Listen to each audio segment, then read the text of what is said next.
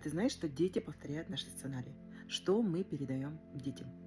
Если у человека есть такой так называемый внутренний разрыв, это когда человек думает одно, делает второе, вообще чувствует вообще третье. То есть, например, если человек тебе не нравится, ты понимаешь, что с этим человеком ты не хочешь рядом находиться, при этом ты чувствуешь какую-то вину перед ним, какие-то обязательства перед ним, а делаешь, улыбаешься, терпишь и так далее, то это ты живешь во внутреннем разрыве.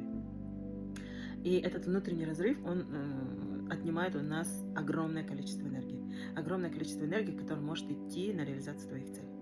И этому разрыву есть причины, энергетические причины.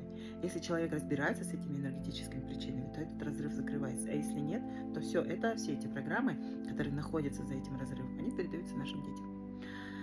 И каковы причины, откуда они исходят, мы будем разбирать на интенсиве «Я – источник происходящего». Напиши слово «причина», и мы тебе отправим ссылку на этот интенсив.